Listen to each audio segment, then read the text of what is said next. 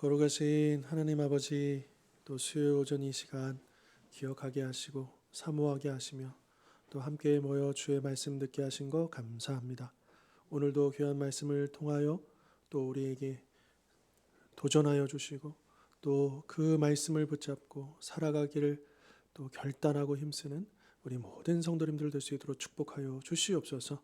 마칠 때까지 함께해 주실 것을 믿사옵고 거룩하신 예수 그리스도의 이름으로 기도하옵나이다. 아멘.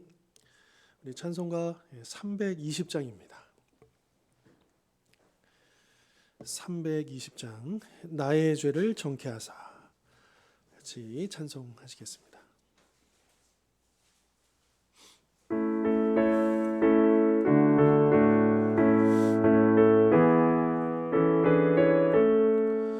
나의 죄를 정케 하사 주의 일꾼 삼으신 구세주의 넓은 사랑 항상 찬송합니다.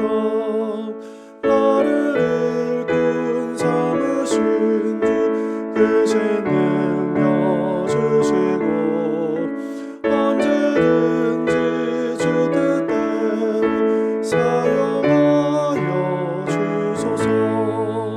내게 구워 주시려고 은혜 예비하신 주 주의 은혜 채워주사 능력 있게 하소서. 나를 일꾼 삼으신 주 크신 능력 주시고 언제든지 주 뜻대로 사용하여 주소서. 죄의 짐을 풀어주신 주의 능력 크도다. 나를 피로 사신 예수 내 맘속에 오소서. 나를 일꾼 삼으신 주 크신 능력 주시고 언제든지 주 뜻대로 사용하여 주소서. 죄의 짐 영으로 충만하게 채우사 생명수가 강물처럼 흐르게 하옵소서. 나를 일꾼 삼으신 주 크신 능력 주시고 언제든지 주 뜻대로 사용하여 주소서. 아멘. 우리 이어서 321장 날 대속하신 예수께 우리 계속해서 찬송하시겠습니다.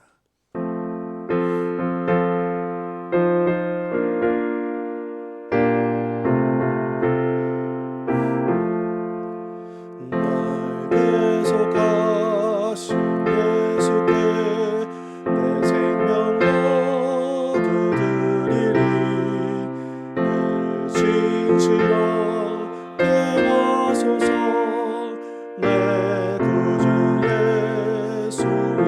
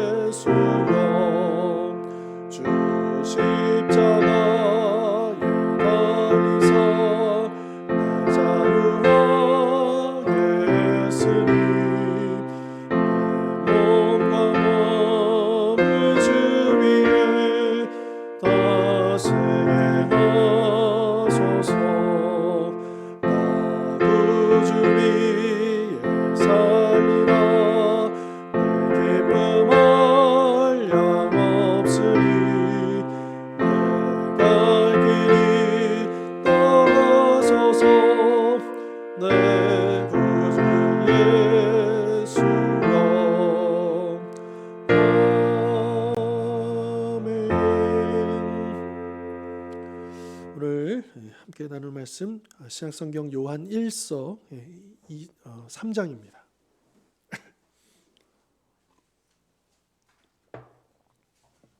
요한 1서 3장 10절부터 18절까지 말씀이고요. 신약성경으로는 제가 가진 성경으로 390면입니다.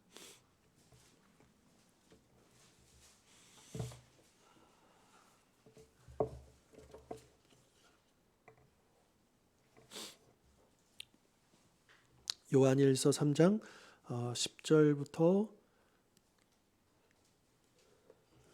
18절까지 말씀 이제 한 절씩 교독하도록 하겠습니다.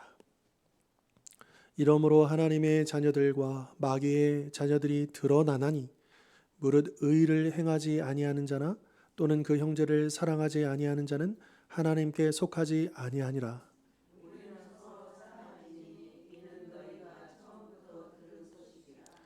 가인같이 하지 말라.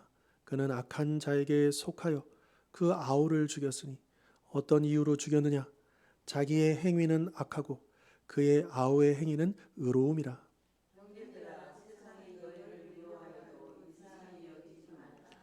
우리는 형제를 사랑함으로 사망에서 옮겨 생명으로 들어간 줄을 알거니와 사랑하지 아니하는 자는 사망에 머물러 있느니라.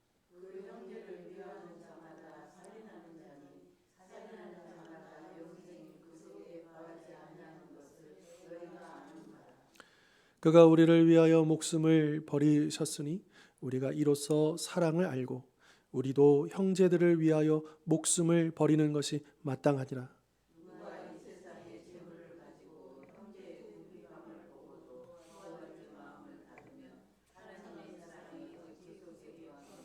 같이 읽겠습니다.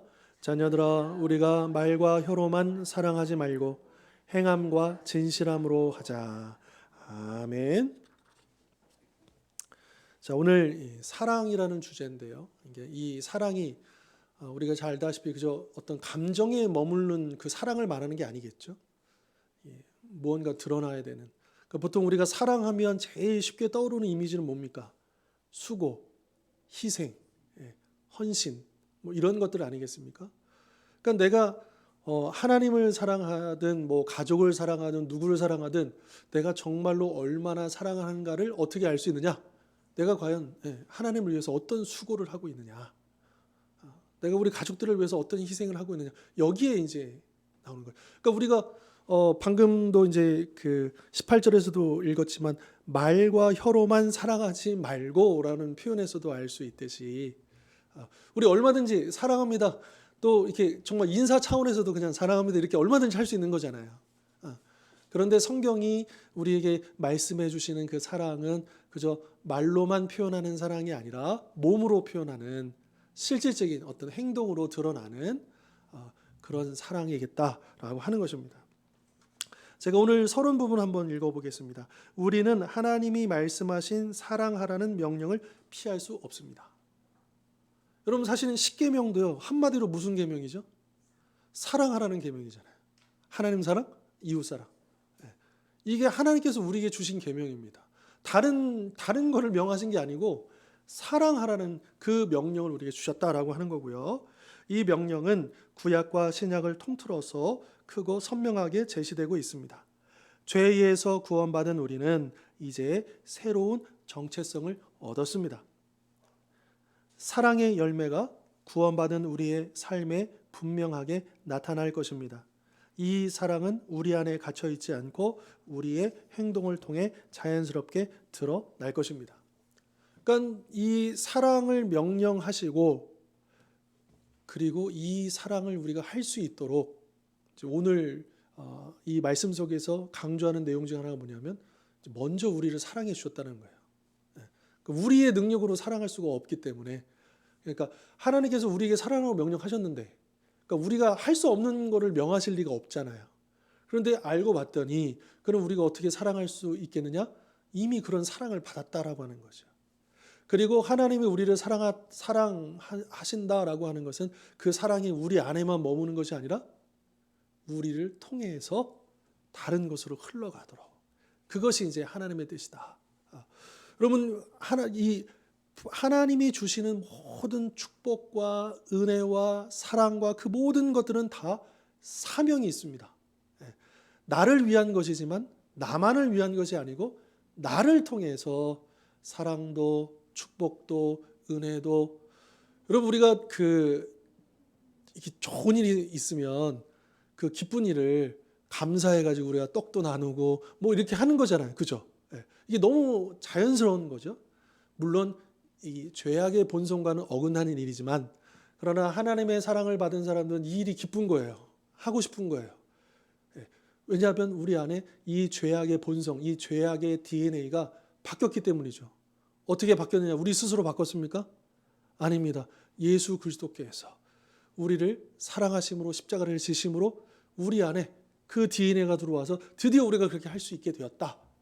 그리고 그것이 우리 안에만 머물지 않고 우리를 통해서 우리 가족에게로, 이웃에게로, 또 이 세상 사람들에게로 흘러가는 것이 하나님께서 우리에게 사랑을 베풀어 주신 그 목적이다라고 하는 것 우리가 잊지 않았으면 좋겠고요. 자, 아담 이후로 인간은 타락하고 그 죄악의 DNA가 계속, 그래서 우리는 죄를 범해서 죄인이 된 사람들이 아니라 죄인으로 태어나서 죄를 지을 수밖에 없는 존재인 것이죠. 이것이 우리의 운명인 것입니다.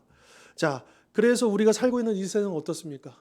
물론 부분적으로는 사랑의 꽃이 피어나기도 하고 또 그렇지만, 그러나 이 세상을 보면 참으로 안타깝고 또 죽음과 아픔과 상처와 미움이 도처에 깔려 있는 것 아니겠습니까? 그러니까 이거는 하나님 책임이 아니죠. 우리 인간 스스로가 자초한 것입니다. 그리고 인간의 죄악으로 말미암아, 또 인간의 이 탐욕과 죄악은 인간만이 아니라 이 하나님이 만드신 이 세상 자연 만물에게까지 그 영향을 끼치고 있다라고 하는 것입니다. 제가 한 며칠 전에 밤에 무슨 다큐를 하나 이제 영상을 좀 이렇게 보게 됐는데, 그 다큐 그게 대멸종이어서 대멸종. 그러니까 그 과학자들이 지금까지 지구 역사를 이렇게 연구하면서 총 5번의 대멸종이 있었대요. 그런 기간. 그러니까 갑작스러운 어떤 변화에 따라서 이제 그 생명체들이 멸종하고 뭐 이렇게 그런 변화들이 있었다는 거죠. 근데 지금은 6번째 대멸종의 기간에 들어섰다라고 하는 거예요. 근데 그 앞선 5번째 대멸종과 지금 6번째 들어서고 있는 대멸종의 차이점이 뭐냐? 앞서까지는 그냥 자연의 어떤 그런 현상 속에서 그렇게 해서 뭐 갑자기 빙하기가 찾아온다든지, 뭐 이제 이것도 뭐 어떤 뭐 운석이 떨어져 가지고 뭐 이런 뭐 그런 설도 있잖아요. 그러면서 아무튼 그런 자연의 급격한 변화 속에서 어떤 이제 그 생명체의 변화가 일어나고 막 멸종이 일어나고 뭐 이랬다면, 지금은 인간의 활동 때문에 인간이 이 땅을 무분별하게 발전시키고 무분별하게 개발하고 이런 과정 속에서 그 앞전보다도 100배, 1000배, 10,000배 더 빨라졌다는 거예요.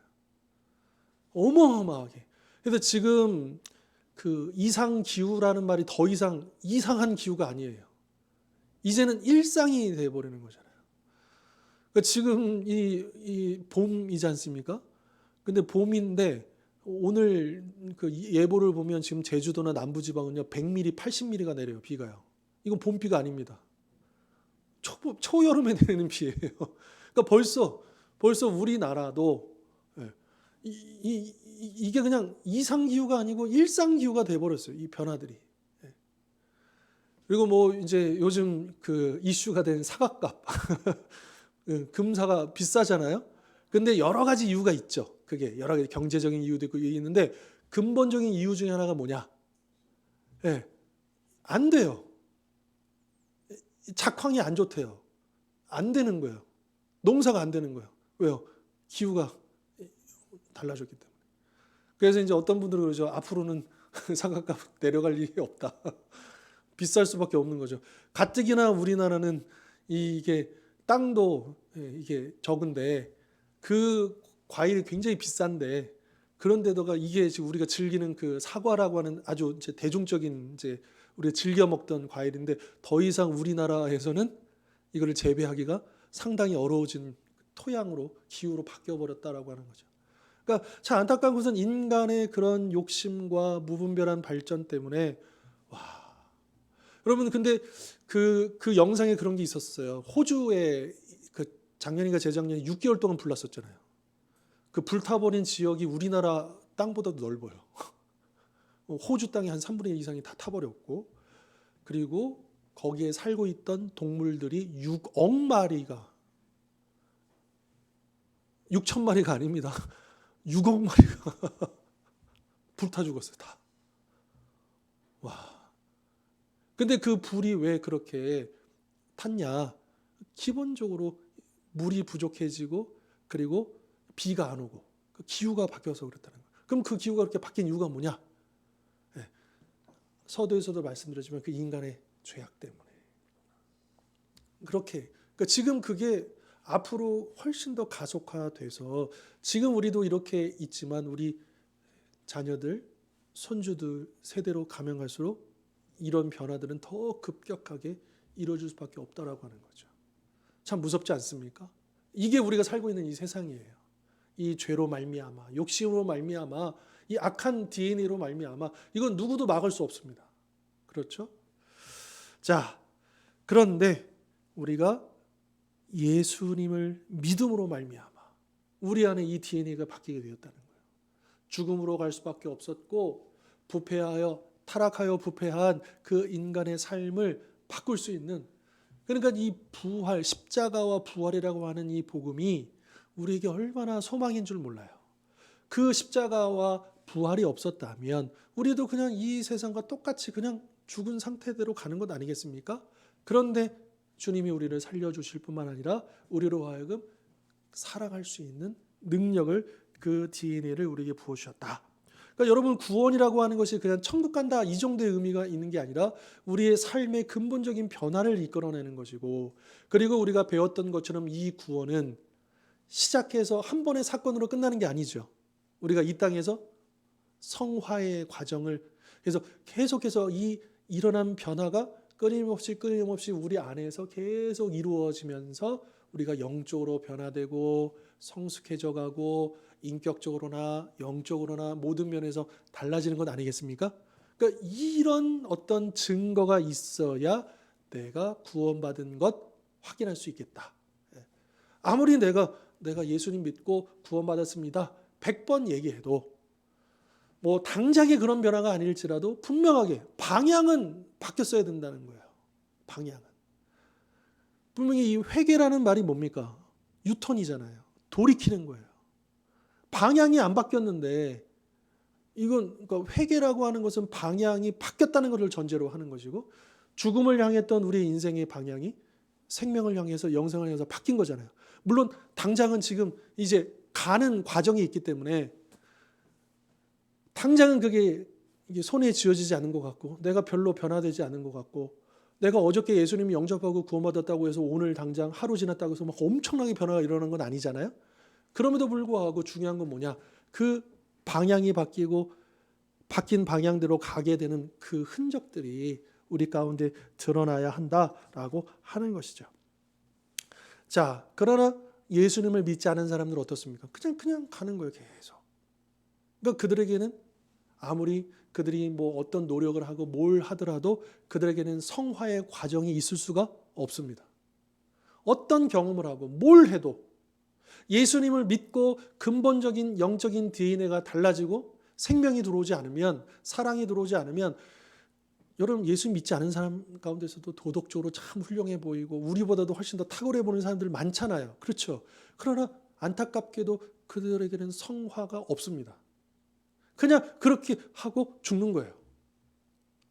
그러나 상대적으로 우리는 그들보다 훨씬 부족해 보이고 연약해 보이지만 어떻습니까? 우리는 이미 구원받았고 사랑에 들어왔고 그래서 우리가 이 성화의 과정을 겪고 있는 것이죠. 그래서 우리는 그 그리스도를 믿지 않는 그 영혼을 위해서 우리가 해야 할 일은 기도입니다. 이따가도 이야기하겠지만 강조하겠지만 그들의 변화를 위해서 기도해야 돼요. 우리 가족 중에, 이웃 중에, 또 우리 지인들 가운데 그들이 정말 참된 인생의 의미를 되찾고 또 정말 그 예수님을 닮아가는 그 성화의 과정에 들어가기 위해서는 반드시 예수님을 만나야 된다는 거죠. 예수님과의 만남이 없이는, 예수님을 믿지 않고서는 그 시작을 할 수가 없다라고 하는 거고요. 또 한 가지 우리 자신을 보면서 또 어떤 사람들은 자기가 그리스도를 믿는 구원받은 신자라고 이야기하지만 그러나 안타깝게도 그들의 삶을 보면 세상 사람들과 별 차이 없이 살아가는 사람들 우리가 보게 된다라고 하는 거죠. 성경은 분명히 말씀하십니다. 죽은 영혼으로는 열매를 거둘 수 없다. 그러니까 우리 영혼이 살아나요. 여러분 우리가 그 예수님을 믿을 때 첫 번째 나타나는 변화가 부활인데 무슨 부활이냐? 영적인 부활입니다. 그거를 첫째 부활이라고 그래요. 그러니까 우리가 지금 기다리는 부활은 몸의 부활을 기다리는 거잖아요. 그죠? 그러니까 몸의 부활은 그거는 둘째 부활이에요. 그런데 지금 연약한 육체 가운데 있지만 우리의 영혼은 예수님을 믿는 그 순간 어떻게 된다? 부활해서 살아나는 거예요. 그렇기 때문에 하나님을 느끼고 하나님과 교제할 수 있고 그 영혼이 하나님을 갈망하게 되고 하나님을 찾게 되는 거예요. 그런데 예수를 믿지 않은 사람들은 영이 죽어 있어요. 그러니까 하나님을 믿을 수도 없어요. 믿지도 않아요. 관심도 없어요. 심한 경우는 혐오해요. 싫어해요. 대적해요. 막 그래요. 그러니까 이게 영적으로 부활했는가 영적으로 죽어 있는가가 거기서 이제 차이가 난다라고 하는 거죠. 그리고 이제 영적인 부활한 우리 영혼이 이제 이 땅에서 육체의 죽음을 경험하잖아요. 그렇지 않습니까? 우리는 반드시 이 육체의 죽음을 경험할 수밖에 없습니다. 그때 이 살아있는 영과 이 육체가 분리되면서 우리 믿는 사람들은 죽는 순간 우리의 영혼이 완전히 거룩해집니다. 그 순간. 그래서 거룩해지기 때문에 완전히 거룩해지기 때문에 우리가 하나님 곁으로 갈 수 있는 거예요. 그리고 기다리죠. 주님과 함께. 무슨 날을요? 예수님이 이 땅에 다시 오실 그날. 그래서 모든 인류의 역사를 마감하시고 마지막 최후의 심판을 하실 때, 재림하실 때, 그때 주님과 함께 그 완전히 거룩하게 되어서 주님과 함께 그 영혼이 주님과 함께 와서 이제 그때 땅 속에 묻혀 있었던 육체가 살아난다라고 성경은 말씀하시죠. 그때 믿는 자의 몸도 믿지 않은 자의 몸도 다 부활합니다. 그런데 믿는 자의 몸은 왜 부활하느냐? 생명의 부활. 영원한 생명을 누리기 위해서 그 육체가 지금과는 차원이 다른 거룩한 육체로 일어나서 그 이미 기다리고 있었던 거룩한 영과 다시 완전체가 되는 거죠. 그러면서 예수님과 함께 천국에 들어가는 것이고, 그리고 이 예수님 믿지 않았던 사람들도 육체적인 죽음을 경험할 때 그 영혼은 죽어 있잖아요. 근데 우리가 잘 이해를 해야 되는 게 영이 죽어 있다고 해서 존재하지 않는다는 게 아니에요. 영은 그대로 존재해요. 근데 그 영혼이 죽어 있는 거예요. 그러니까 세상 사람이 말하는 것처럼 우리가 딱 죽을 때 없을 무자가 되고 뭐가 윤회가 되고 뭐 이런 게 아니고 죽은 다음에도 우리의 존재는요, 우리의 자아는요 그대로 가는 거예요. 그대로 가는 거예요. 여러분 부자와 나사로 비유 아마 누가복음에 나온 거 아실 겁니다. 그러면 이 부자는 이름이 안 나와요. 왜 그러느냐? 누구라도 이 부자가 될 수 있다라는 거예요. 경고하는 거죠. 이 비유가. 근데 이 거지 나사로는 이름이 나오죠. 근데 둘 다 죽었어요. 그런데 이 부자는 지옥의 음부에 떨어지고 나사로는 아브라함의 품 낙원에 가 있잖아요. 근데 이 간격이 너무 멀어가지고 갈 수가 없잖아요. 그러니까 이 부자가 이 아브라함에게 부탁하잖아요. 저 나사로 보고 물 한 방울만 찍어가지고 내 혀에 너무너무 고통스러우니까. 그리고 이제 부탁을 하잖아요. 그 나사로를 제발 다시 환생시켜가지고 아직 죽지 않은 우리 가족들 믿게 해달라고, 나처럼 여기 오지 않게 해달라고. 그랬을 때 아브라함이 한 얘기가 뭐냐면 이미 그들에게는 선지자들이 있다. 말씀이 있다. 그러니까 그 이야기 나오지 않습니까? 근데 여기서 우리가 기억할 건 뭐냐면 부자는요, 죽어서도 그 부자가 맞아요. 다른 사람이 되는, 다른 존재가 되는 게 아니에요. 그 사람이 그대로 가는 거예요. 나사로도 죽으면 육군 분리돼서 사라지지만 그 영혼은 그대로 가는 거예요. 그러니까 예수님을 믿지 않은 사람들도 그 영혼은 그대로 가는 거예요. 그랬다가 몸이 부활합니다. 그런데 이 죽은 영혼과 그들도 완전체가 되죠. 그런데 이 몸을 가지고 영원한 지옥으로 가는 거예요. 그래서 그 고통은 영원한 거예요. 그래서 하나님의 최후의 심판은 죽음도 피할 수 없는 거예요. 도망갈 수 없는, 죽는다고 끝나는 문제가 아니다라고 하는 거고요. 자, 아무튼 여러분, 우리 인간 안에 우리 영혼이 죽어 있느냐 살아있느냐에 따라서 우리의 삶의 결과가, 모습이 달라질 수밖에 없다라고 하는 거고요. 자, 우리 아까 읽었던 말씀 중에 가인과 아벨 이야기가 잠깐 나옵니다. 12절에 가인과 아벨 이야기가 나오는데, 둘 다 제사를 드렸는데 누구의 제사만 받았죠? 아벨의 제사만 받았습니다. 왜 그랬을까요? 히브리서 11장이 얘기해줘요.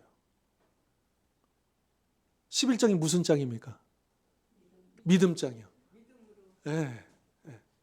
그러니까 우리가 아벨은 피해 제사를 드렸기 때문에 이게 별로 막 있잖아요. 그것도 나름대로 일리가 있어요. 근데 성경대로 해석한다면 우리가 첫 번째로 들어야 될 이유는 뭐냐면, 아벨이 믿음으로 제사를 드렸기 때문에. 믿음으로 제사를 드렸기 때문에. 그래서 여러분 12절 보시면 아우의 행위는 뭐예요? 의로움이에요. 의. 여러분, 우리가 노력을 해가지고 의로워지는 게 아니에요. 어떻게 의로워지는 거예요? 믿음으로만 의로워지는 거예요. 믿음으로 받는 거예요. 우리가 막 노력해가지고 어디 경지에 이르러가지고 우리가 선을 쌓아가지고 의로워지는 게 아니고, 우리는 그럴 자격도 없고 능력도 없고 다만 예수님을 믿음으로 그 의로움을 받는 거예요. 이게 구원이에요. 근데 다른 종교들을 보십시오. 다 뭐라고 합니까? 그걸 강조해요. 해야 된다 그래요. 그러니까 우리가 해야 할 일들을 강조해요. 그러나 복음은요, 우리가 해야 할 일은 딱 하나다. 오직 믿음으로 받아들이는 것이다. 무엇을요? 주님이 우리를 위해서 한 일. 그것을 받아들이면, 믿음으로 우리 주님을 받아들이면 우리가 그 의로움을 입게 된다. 그리스도의 의로운 옷을 입게 된다라고 말씀해 주고 있는 것이죠. 그러니까 우리의 구원은 우리가 노력한다든지 우리 어떤 행위로 얻은 게 아니라는 걸 분명히 말씀해 주시잖아요. 그렇죠? 마찬가지로 여러분, 사랑도 우리의 노력과 힘으로 할 수 있는 게 아니다라고 하는 거예요. 그러니까 성경이 말씀하시는 사랑하라, 이것을 실천하기 위해서는 정말 초자연적인 능력이 필요해요. 인간의 본성으로는 할 수 없어요. 그 초자연적인 능력을 누가 주시는 겁니까? 우리 안에 계시는 성령 하나님이. 성령 하나님의 그 능력이 없이는 그리스도 안에 있는 자들도 사랑할 수 없다. 어떤 사람은 막 타고나가지고 베풀기를 좋아하고 사랑, 이런 거 아니에요. 이건 인간의 본성으로는 할 수가 없는 일이에요. 어떻게, 여러분, 원수를 어떻게 사랑합니까? 이거는 초자연적인 능력, 성령의 능력이 아니고서는 가능할 수 없는 일이다라고 하는 거죠. 자, 14절과 15절 보시면, 이 14절, 15절에서 이 사도 요한이 강조하는 게 뭐냐? 우리가 사망에서 생명으로 옮겨간 것, 즉 구원을 받은 것을 알 수 있는 방법은 뭐냐? 우리가 이웃을 뭐 할 때요? 앞서도 얘기했지만 내가 구원받은 증거가 어떻게 나타나느냐? 우리가 이웃을 사랑하느냐, 사랑하지 않느냐. 그러니까 우리가 이웃을 사랑하는 것은 어떤 단지 의무감으로 해야 할 일이 아닙니다. 이거는 지극히 자연스러운 거예요. 우리가 구원받았다면 하나님을 사랑하고 이웃을 사랑하는 것은 너무나도 당연한 결과다. 그렇게 할 수밖에 없다라고 하는 거죠. 여러분, 내가 구원받은 증거를요, 죄를 덜 짓거나 성경의 명령에 더 순종하거나 예배 모임에 열심히 참석하거나 성경을 매일매일 열심히 읽는다, 여기서 찾을 수 있는 게 아니고, 물론 그게 나쁘다가 아닙니다. 우리의 그 구원의 그 증거, 내가 영원한 생명을 받았다라고 하는 그 증거는 그리스도 안에서 그 형제 자매를 뭐 하는 거예요? 사랑하는.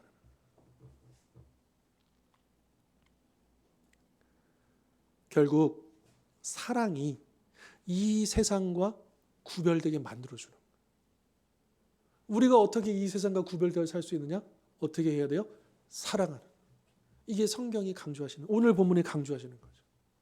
특별히 요한일서의 이 말씀을 들었던 공동체, 그리고 오늘 우리에게 오늘 본문이 강조하시는 건 뭐냐? 이 세상과 다른 그 사랑을 실천하면서 구별되어라, 그렇게 살아라라고 말씀해주고 있다라고 하는 것이죠. 우리의 구원은 하나님이 당신의 아들을 내어주시는 사랑에 근거합니다. 그거 말고는 없어요. 우리가 뭐 한 거 있습니까? 우리가 구원을 위해서 우리가 할 수도 없고 할 수 있는 일도 없습니다. 오직 우리의 구원은 하나님이 이처럼 세상을 사랑하신, 당신의 독생자를 내어주신 그 사랑의 근거에서 우리가 구원을 받을 수 있었다라고 하는 것이죠. 그래서 이러한 하나님의 사랑을 받은 우리의 마땅한 반응은 사랑일 수밖에 없다. 여러분, 그 다음 장 4장 19절 보실까요? 4장 19절 한번 읽겠습니다. 시작.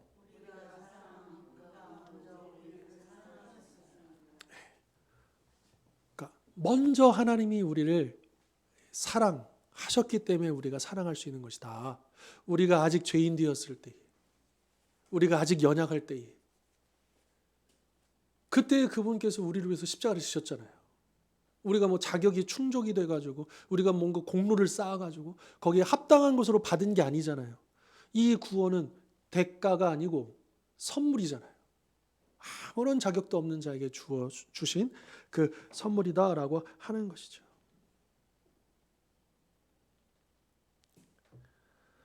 자, 우리가 받은 이 사랑을 이제 하나님께로, 그리고 또한 우리 가족과 지체와 이웃들에게로. 물론 이제 오늘 본문은요, 이 교회 안에서 믿음의 지체들 안에서 서로 사랑하라는 강조하고 있어요. 그러나 우리가 사랑을 실천해야 될 대상은 믿음의 지체들만이 아니겠죠. 당연히 이 세상 사람들, 원수까지 해당할 것입니다. 이 사랑의 열매가 우리가 구원받았다라고 하는 증거인 것처럼, 우리가 여전히 사랑하지 못하는 우리의 삶은 반대로 내가 구원받지 못했다라는 증거도 될 수 있다라고 하는 거죠. 물론 내가 그러면 구원을 착각하거나 또 내가 구원받은 것이 가짜란 말인가? 그런 건 아니고요. 아마 우리가 아직 성숙해지지 못했다라고 하는, 더 성장해 가야 된다라고 하는 부분으로 우리가 이해하면 좋을 것 같고요. 그 산상수훈에 보면 예수님이 그런 말씀을 하십니다. 5장 20절로 22절인데요. 제가 한번 읽어드릴게요. 내가 너희에게 이르노니 너희 의의가 서기관과 바리새인보다 더 낫지 못하면 결코 천국에 들어가지 못하리라.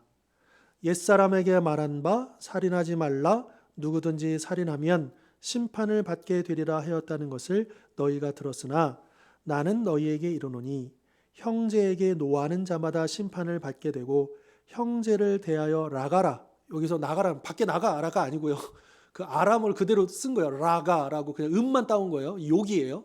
라가라고 하는 자는 공회에 잡혀가게 되고 미련한 놈이라 하는 자는 지옥불에 들어가게 되리라. 자, 여기에 보면 이제 예수님께서 제자들에게 서기관과 바리새인들의 의보다 더 뛰어나지 않으면 천국에 들어갈 수 없다고 했잖아요. 그러면 우선 그럼 서기관들과 이 바리새인들의 의의가 뭘까? 이 당시에 서기관과 바리새인들은 상당히 존경받는 사람들입니다. 일주일에 2번씩 금식하고요. 11조를 빼놓지 않고요. 이 율법에 나와 있는 조항들을 그 누구보다도 열심히 있게. 그러니까 우리는 항상 저건 다 외식이야 이렇게 생각할지 모르지만, 그러나 여러분 그렇게 하는 것도 쉬운 일이 아닙니다. 그렇죠? 도대체 쉬운 일이 아니에요. 그러니까 굉장한 열정과 어떤 그게 아니면요 그렇게 못 살아요. 그러니까 이 당시에 그 바리새인들은요 제사장들하고는 달리 존경을 받는 사람들이에요. 제사장들은 권력을 가지고 로마와 의탁하고 그리고 그런 부정부패에 연루도 하지만 바리새인들은 다르거든요. 바리새인들은 어떤 그런 계급층이 있지 않고 일반 백성들하고 같이 살면서 쉽게 말하면 평신도예요. 바리새인들은요. 제사장 그룹이 아니에요. 그들은 그러니까 이제 바리새인들은 부활의 소망도 믿었잖아요.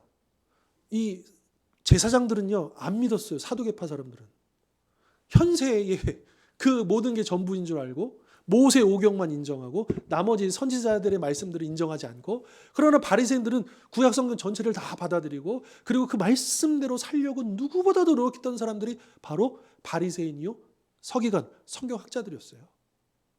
그러니까 종교적인 측면으로 보면요 이 사람들의 의의는 굉장해요. 대단해요. 그런데 예수님께서 뭐라고 말씀하십니까? 그걸로는 천국 갈 수 있다 없다? 없다라고 말씀하십니다. 그건 안 된다는.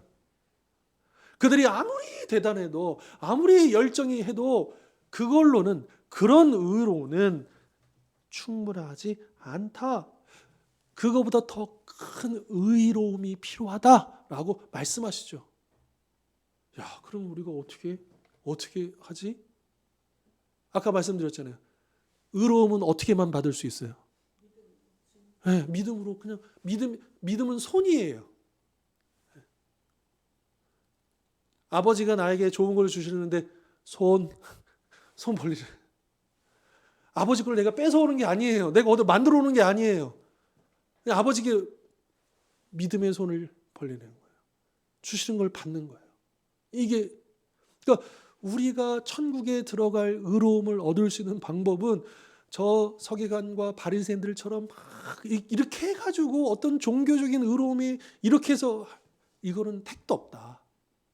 그러니 받을 수밖에 없다라고 하는 거예요. 우리는 그럴 수 있는 존재가 아니다라고 하는 것을 예수님께서 강조해주고 있는 것이죠.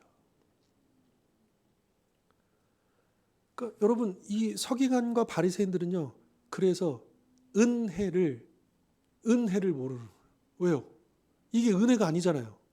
그러니까 그들은 착각하고 있죠. 자신들이 이렇게 해가지고 이제 그 누구보다도 하나님의 백성이고 누구보다도 천국의 맨 앞자리에 있을 거라고 그들은 믿었잖아요. 그 근거가 뭡니까? 다른 사람들보다도 이 말씀을 하나하나 다 지켰고 그 누구보다도 자기가 그렇게 열정과 노력을 해가지고 그 앞자리에 간 거잖아요. 그렇죠? 근데 우리는 저 뒷자리에 앉아있는데 앞으로 오라고 해가지고 맨 마지막에 왔는데 앞으로 끌려와서 여기 앉은 사람은 어떻게 했어요? 은혜죠. 나는 여기 있을 수도 없고 상상도 못한 사람이었는데 앞으로 딱. 그러니까 요 앞에 있던 사람들은 이게 은혜의 자리가 아니에요. 자기가 차지한 자리예요. 그러나 우리는 어떻습니까? 은혜로 앞자리에 온 사람들이잖아요. 다르다라고 하는 거죠. 근데 오직 구원은 은혜로만 받는 것이다. 은혜로만 받는 것이다. 이것을 예수님께서는 강조하고 있다라고 하는 것입니다. 그래서 예수님이 이 마태복음 23장에 보면 이들에 대해서 화 있을진자 하면서 그들을 향해서 아주 강도 높은 그런 저주와 비난을 하신 것을 우리가 보고 있는 것이죠. 여러분 우리가 예수님께 믿음으로 나아갈 때에 위대한 교환, 영적인 교환이 이루어집니다. 우리 안에 있는 그 죄의 짐들, 모든 불의함들이 예수님께로 전가되고 그리고 예수님의 의로움이 대신 우리에게 들어오는 영원한 그 변화와 그 영생을 향한 놀라운 그 순환이, 그 교환이 이루어진다라고 하는 것이죠. 우리가 믿는 순간 하나님과 우리 사이에 그 의로움의 관계가 설정이 되는 거예요. 그리고 그 순간 믿음으로 우리는 바리새인과 서기관보다 더 나은 의를 얻게 된다. 그러니까 우리가 마태복음을 읽을 때 아니 서기관과 바리새인보다 더 나은 의? 그럼 우리가 뭘 더 열심히 해야 된단 말인가? 행위구원론을 얘기하는 게 아니에요. 예수님을 믿고 은혜로 그것을 받으라고 하는 말씀인 것이죠. 그 복음을 가르쳐주기 위해서 예수님께서 산상수훈, 마치 모세가 산에서 이스라엘 백성들을 가르쳤던 것처럼, 그러니까 예수님이 산에서 수훈, 교훈을 주신 것은 모세를 생각나게 하는 거예요. 그래서 모세는 예표인 거예요. 예수님, 그리스도를 가리키는. 그리고 예수님이 그 모세가 가르쳤던 그분임을 증명하셨죠. 완성하시고 성취하셨다라고 하는 것입니다. 우리의 의의는 교회 출석, 주일 성수, 11조 또 뭐 이런 데서 찾을 수 있는 게 아닙니다. 의의는요. 오로지 예수 그리스도의 그 믿음으로부터 받는, 거기에서 우리가 이 의로움을 찾을 수 있다라고 하는 것이고요. 그리고 그리스도의 의의는 반드시 성령의 열매를 맺는다. 갈라디아서에 나오잖아요. 그런데 그 9가지 성령의 열매 가운데 첫 번째가 뭡니까? 제일 첫 번째. 사랑과 화평과 사랑입니다. 이 성령의 열매 9가지는, 열매는 그러면 9가지니까 열매들이라고 해야 되는 거잖아요. 그래야 만든 거잖아요. 근데 원문에도 열매라고만 돼 있어요. 단수형으로. 그러니까 이 9가지 열매는 따로따로 있는 게 아니라는 거예요. 하나라고 하는 거예요. 그리고 이 하나의 열매의 첫 번째가 뭐냐? 사랑이라고 해요. 사랑.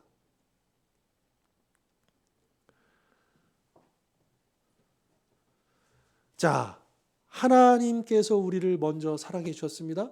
그리고 그 사랑을 받은 우리는 하나님을 사랑하고 이웃을 사랑하고 지체를 사랑하고 가족을 그러니까 이게 계속 돌고 도는 거예요. 선순환인 것이죠. 이 사랑이 계속해서 흘러가게 되는 그런 선순환. 아까도 읽었던 것처럼 4장 19절의 말씀처럼 우리가 그렇게 사랑할 수 있었던 것은 하나님이 먼저 우리를 사랑하셨기 때문이다. 그러니까 이 사랑의 순환이 시작될 수 있었던 것은 우리로부터가 아니고 하나님으로부터 이 사랑이 시작이 된 거죠. 그리고 우리는 그 사랑이 흘러가는 뭐예요? 통로입니다. 우리는 통로예요. 통로는요, 여러분 이거 거듭거듭 꼭 기억하십시오. 통로에 있어서 가장 중요한 것은 능력이 아닙니다. 통로가 의 역할을 하기 위해서 가장 중요한, 이게 잘 흘러가기 위해서는 이 통로가 막히면 안 돼요. 깨끗해야 되는 거예요.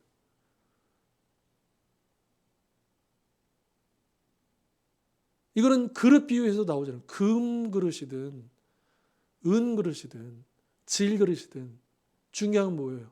그릇이 뭐 해야 돼요? 깨끗해야지만 쓰임 받는 거예요. 그죠? 그러니까 내가 어떤 달란트가 있고 내가 어떤 조건이고, 이거보다도 더 중요한 게 뭐냐? 우리가 얼마나 깨끗한가? 막힘이 없는가? 그래서 하나님의 사랑이, 하나님의 능력이, 하나님의 축복이 마음껏 흘러갈 수 있도록 우리는 통로로 부름을 받았는데, 자꾸만 우리는 신경 쓰는 게 이게 금이냐 은이냐 이거 신경 쓰면 안 된다는 거예요.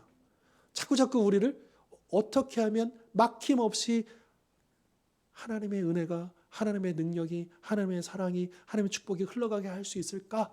여러분, 이것을 우리가 늘 염두에 둔다는 거죠. 여러분, 우리 주원교회는 하나님의 축복의 통로입니다. 우리 주원교회는 하나님의 사랑의 통로입니다.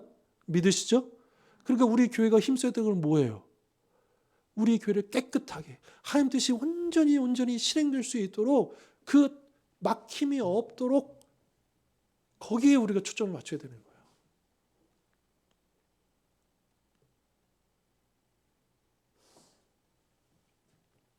사랑은 우리가 만들어낼 수 있는 능력이 아닙니다. 받아야지만 흘려보낼 수 있는 것입니다. 우리가 밤에 달빛을 보면 되게 환한 달빛, 진짜 막 어둠컴컴한데 보면 이제 아주 만달일 경우에는 굉장히 밝을 때가 있잖아요. 근데 우리는 알죠. 달이 빛을 내는 겁니까? 네, 태양빛을 받아가지고 비춰지는 거잖아요. 우리는 태양이 아니에요. 우리는 달과 같은 존재인 거예요. 이 세상을 향해서 우리 스스로 이 빛을 내는 존재가 아니죠. 우리는 그 빛을 온전히 담아서 보내는 그런 역할이다라고 하는 것 우리가 잊지 않았으면 좋겠고, 그래서 하나님의 사랑이 나에게 탁 여기 끝이는 게 아니라 나를 통해서 흘러가는 이 선순환이.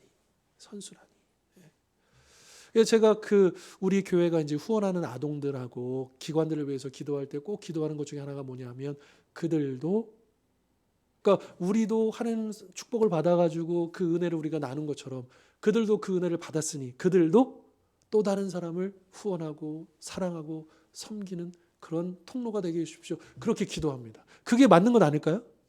그러니까 그런 선순환이 계속 이루어져야겠다라고 하는 것이죠. 자, 그러면 어떻게 해야 사랑의 이 선순환을 완성할 수 있을까? 계속 지킬 수 있을까? 어떻게 하면 하나님의 사랑으로 이 세상을, 이웃을, 가족을 사랑할 수 있을까? 우리가 노력해야 될 게 있어요. 첫 번째 뭐냐? 기도입니다. 이게 제일 중요해요. 이게 첫 번째예요. 기도입니다. 기도가 시작이에요. 사람마다 다 틀려요. 배경이 틀리고 상황이 틀리고 여건이 틀리고, 그래서 우리가 사랑하기 위해서는 뭔가 섬겨야 되고 뭔가 이렇게 해야 되는데, 어떤 분들은 시간이 충분하지 않을 수도 있고 어떤 분들은 건강이 충분하지 않을 수도 있고 뭐 그렇잖아요. 그런데 다 공통되게 누구라도 시작할 수 있는 게 있어요. 뭐냐? 기도입니다. 그러니까 사랑하면 뭐 하게 되는 거예요? 기도하게 돼요.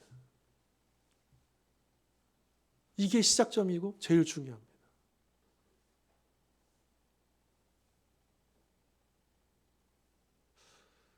그렇게 거꾸로 생각해 보셔도 좋을 것 같아요. 아, 내 기도가 잘 안 나온다. 물론 이제 나의 어떤 영적인 상황과도 연관이 있을 수 있겠지만, 그런데 그 영혼을 향한 사랑을 우리가 점검해 볼 필요가 있는 거예요. 내 마음, 내 안에 사랑으로 충만하면 자연스럽게 기도가 나오게 됩니다. 그 영혼을 위해서 기도하고 싶어져요. 그 가정을 위해서 기도하고 싶어져요. 여러분, 우리 교회를 위해서 기도하고 싶어지는 게 뭐야? 우리 교회를 사랑하기 때문에 그런 거 아니겠습니까? 그렇죠? 그러니까 기도가 첫 번째이다. 그리고 두 번째로는 우리는 조금 더 적극적으로 우리 지체들과 이웃들의 관심을 좀 가질 필요가 있다는 거예요. 관심을. 요즘은 너무나도 바쁘기도 하고, 그리고 이 세상 문화가 굉장히 자기중심적이고 이기적인, 그러니까 개인주의까지는 괜찮은데 이 개인주의가 이기주의로 가버리죠. 그런 이제 흐름 속에서 무관심해요. 점점 더. 뭐 상대적인 개념이긴 하지만 그래도 우리 민족은 또 정이 있고 어려움을 생기면 막 와서 도와주고 뭐 이러잖아요. 중국은 안 그래요. 쌀벌해요. 이게 문화 자체가 틀려요. 민족이 이게 뭐가 옆에서 벌어지는 구경만 하고 도와주지도 않고. 그럼에도 불구하고 여러분, 그런 세상의 문화 속에서 우리 그리스도의 사랑을 품은 우리들이 해야 할 일은 좀 더 적극적인 관심을 좀 가져야 된다. 살펴보아야 한다. 그것이 우리에게, 그러니까 뭐가 저 사람에게 필요할까? 뭐가 어려움이 없을까라고 하는 관심. 이것이 두 번째이고요. 그리고 세 번째로는 여러분, 우리가 이제 관심을 표하고 그들을 위해서 이제 기도하고 이렇게 하는데, 이제 뭐 어떤 현실적인 어떤 그런 필요를 채워주기도 해야 되지만, 그러나 우리는 알죠. 그들에게 가장 필요한 게 뭐예요? 영적인 필요. 복음이지 않습니까? 그래서 우리가 그들을 사랑하기 위해서는 결국에는 그들에게 무엇을 전해줘야 돼요? 복음을 전해줘야 된다. 이것이 그 다음 우리가 해야 할 일이겠다라고 하는 것이고요. 그리고 이제 우리가 보통 이제 우리 지금 우리 주변에 있는 분들을 위해서 우리가 이렇게 사랑하고 섬기고 하기 쉽잖아요. 근데 여기에만 머물면 안 되겠다. 우리 손이 닿지 않는 저 멀리 계신 선교사님들, 하나님의 일꾼들, 또 그 선교지에 있는 수많은 성도들, 그들을 위해서. 그 얼마 전에 이제 전영욱 선교사님 오셔서 이제 학교 사역 이렇게 하면서 그 샤론 학교가 그 지역에서 유일한 기독교 학교라 그랬잖아요. 초등 과정하고 중등 과정이 있는데 고등 과정을 지금 준비 중에 있지만 이제 이게 이제 허락은 받았지만 이제 실질적으로 이걸 하기가 참 어려운데 그 교회 그 학교 사역에 이제 필요한 재정이 있잖아요. 이게 나라에서 돈이 나오는 게 아니에요. 이 학교가 쉽게 말하면 후원을 받아가지고 그 학교를 운영하거든요. 근데 그 후원을 하는데 거의 90% 이상이 미국 교회에서 후원을 받아서 해요. 근데 더 정확히 얘기하면 그 미국 교회 한 성도. 근데 그분이 연세가 많으시대요. 무슨 말이에요? 몇 년 안 남았다는 거예요. 만약에 그 후원이 끊기잖아요? 그러면 재정 수입의 90%가 없어지는 거예요.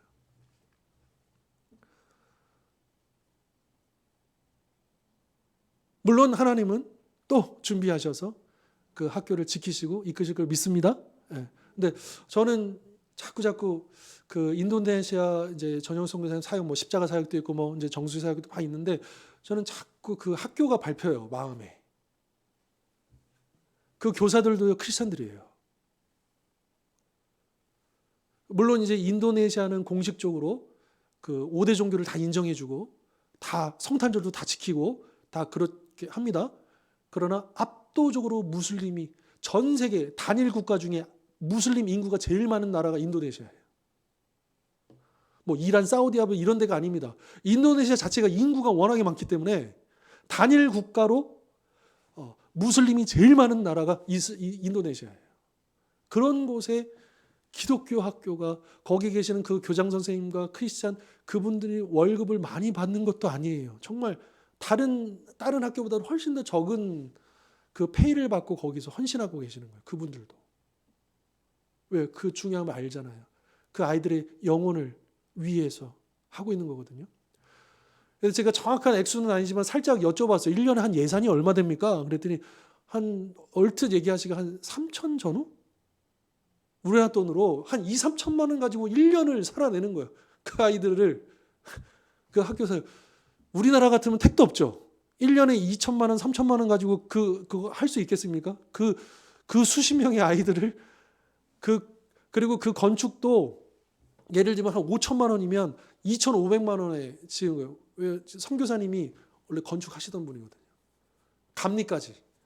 그래가지고 본인이 다 일일이 자재 다 사다가 일꾼들 품 붙여가지고 월급만 이렇게 해주고 품값만 주고 자기가 감독하고 다 해가지고 절반 이하로 해가지고 그걸 다 그 대강당 짓고 한 거예요. 굉장하지 않습니까? 그렇죠. 그러니까 우리가 우리 물론 지금도 우리가 잘 하고 있지만 또 우리 교회가 그 일에 힘쓰고 있지만 우리 성도님들이 조금 더 눈을 들어서 그리고 더 멀리 바라보면서 또 우리 선교사님들이나 그 현지에 있는 그분들에게 뭔가 우리의 사랑의 실천을 할 수 있었으면 좋겠다. 후원을 할 수 있었으면 좋겠다. 그렇게 또 말씀드리고 싶고요. 그리고 마지막으로는 이게 나 혼자만 할 수 있는 거 아니잖아요. 그죠? 어떻게 해야 돼요? 같이 해야죠. 같이. 이걸 자꾸 나누고요.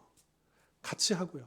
그래서 내가 혼자 하기 어려우면 두 사람이서 만약에 한 어떤 선교사님 내가 후원한다 그러면 나 혼자 후원하는 것보다는 두 사람이 하면 훨씬 더 줄잖아요.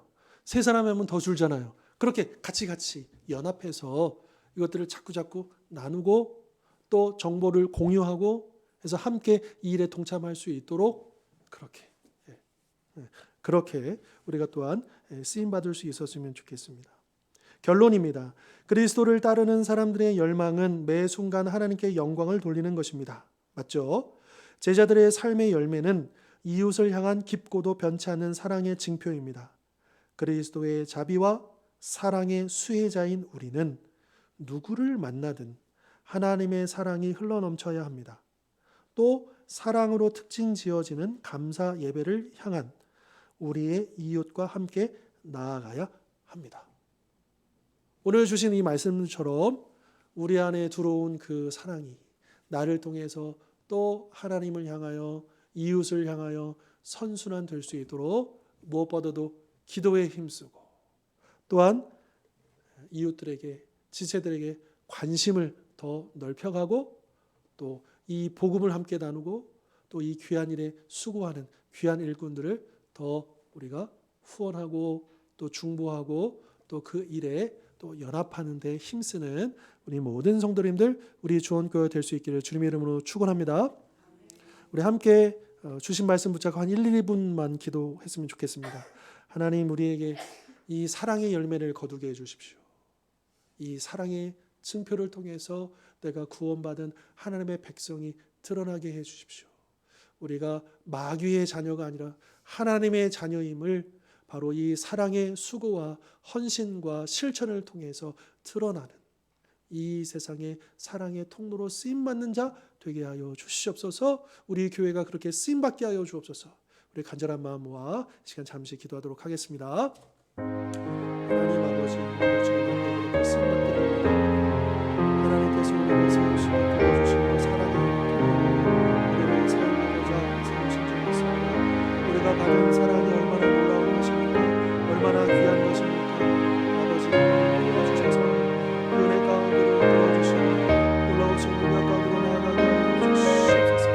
주여 하신 사랑 모든 은혜 가운데 나아가게 거룩하게 주시옵소서. 주 예수 그리스도의 모시는 저희가 날마다 쓰임받게 주옵소서. 주님 사랑의 우리 뿐만 아니라 우리 가정 또 우리 교회가 그렇게 사랑의 통로로 쓰임받게 영혼을 쓰임받게 원합니다. 아버지 하나님 우리는 마귀에 속한 자가 아니고 하나님께 속한 하나님의 자녀입니다. 이 하나님의 자녀로서 이 사랑을 그 특징을 나누고 바꾸고 섬기기를 치고 그 힘쓰는 하나님의 자녀 모두가 그리하여 주옵소서. 그래서 귀한 하나님께 올려드리며 오늘 이 세상 더욱더 사랑의 나라로 만나가는 것을 모든 성도들께서도 축복하여 주시옵소서. 감사합니다.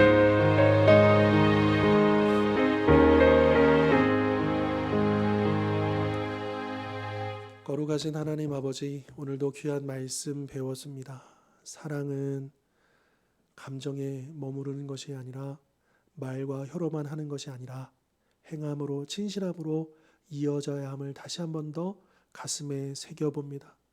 우리가 받은 사랑, 헤아릴 수 없는 그 사랑을 생각해 볼 때에 이제 받은 그 사랑을 붙잡고 성령의 능력을 힘입어서 우리 가족과 지체와 이웃들 또 가까이 있지 않은 저 멀리 있는 세계 열방의 수많은 영혼들까지 품고 기도하며 그들을 위하여 사랑의 수고를 마다하지 않는 저희들이 되게 하여 주옵소서. 우리 성도님들 한 분 한 분 우리 모든 가정들 또 우리 교회가 그렇게 하나님의 사랑의 통로로 쓰임받게 하여 주시옵소서. 예수 그리스도의 이름으로 기도하옵나이다. 아멘. 이제는 우리 주 예수 그리스도의 십자가의 은혜와 하나님 아버지의 영원하신 사랑과 보혜사 성령님의 하나 되게 하심의 역사가 오늘 주신 말씀처럼 하나님 나라의 그 귀한 사랑의 도구로 통로로 쓰임받기를 소원하고 결단하는 우리 모든 하나님의 백성들 머리 위 영원토록 함께하옵시기를 간절히 축원하옵나이다. 아멘.